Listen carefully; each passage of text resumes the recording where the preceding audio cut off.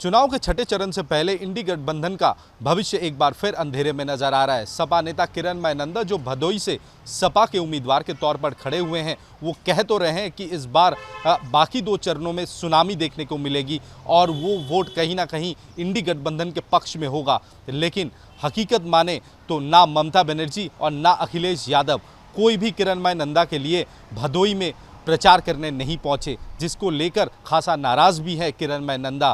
क्यों उनके साथ ये व्यवहार हुआ, सवाल ये उठ रहा है। खासकर बीजेपी की ओर से ये सवाल उठाया जा रहा है कि अगर सपा के इतने वरिष्ठ एक नेता किरणमय नंदा के साथ ये व्यवहार किया जाता है तो फिर इंडी गठबंधन का भविष्य क्या हो सकता है।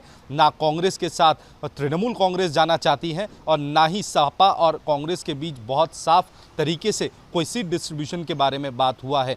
कुल मिलाकर इंडी गठबंधन तो है, लेकिन कागजी तौर पर है और इंडी गठबंधन क्या बड़े तौर पर चुनौती दे पाएगी एनडीए को, ये सवाल जरूर उठ रहा है। चुनाव के छठे चरण से पहले इंडी गठबंधन का भविष्य एक बार फिर अंधेरे में नजर आ रहा है। सपा नेता किरणमय नंदा जो भदोई से सपा के उम्मीदवार के तौर पर खड़े हुए हैं, वो कह तो रहे हैं कि इस बार बाकी दो चरणों में सुनामी देखने को मिलेगी और वो वोट कहीं ना कहीं इंडी गठबंधन के पक्ष में होगा। लेकिन हकीकत माने तो ना ममता बनर्जी और ना अखिलेश यादव कोई भी किरणमय नंदा के लिए भदोई में प्रचार करने नहीं पहुंचे, जिसको लेकर खासा नाराज भी है किरणमय नंदा।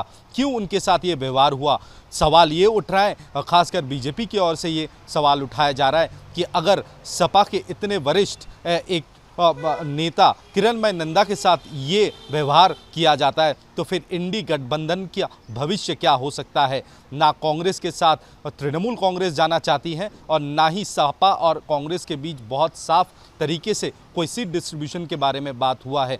कुल मिलाकर इंडी गठबंधन तो है, लेकिन कागजी तौर पर है और इंडी गठबंधन क्या बड़े तौर पर चुनौती दे पाएगी एनडीए को, ये सवाल जरूर उठ रहा है। चुनाव के छठे चरण से पहले इंडी गठबंधन का भविष्य एक बार फिर अंधेरे में नजर आ रहा है। सपा नेता किरणमय नंदा जो भदोई से सपा के उम्मीदवार के तौर पर खड़े हुए हैं, वो कह तो रहे हैं कि इस बार बाकी दो चरणों में सुनामी देखने को मिलेगी और वो वोट कहीं ना कहीं इंडी गठबंधन के पक्ष में होगा। लेकिन हकीकत माने तो ना ममता बनर्जी और ना अखिलेश यादव कोई भी किरणमय नंदा के लिए भदोई में प्रचार करने नहीं पहुंचे, जिसको लेकर खासा नाराज भी है किरणमय नंदा।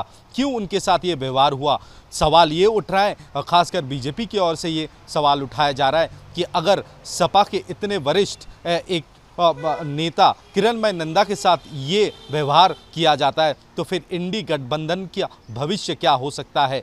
ना कांग्रेस के साथ तृणमूल कांग्रेस जाना चाहती है और ना ही सपा और कांग्रेस के बीच बहुत साफ तरीके से कोई सीट डिस्ट्रीब्यूशन के बारे में बात हुआ है। कुल मिलाकर इंडी गठबंधन तो है, लेकिन कागजी तौर पर है और इंडी गठबंधन क्या बड़े तौर पर चुनौती दे पाएगी एनडीए को, ये सवाल जरूर उठ रहा है। वीडियो जर्नलिस्ट सुमित सरकार के साथ तपस सेन गुप्ता, न्यूज़ नेशन, कोलकाता।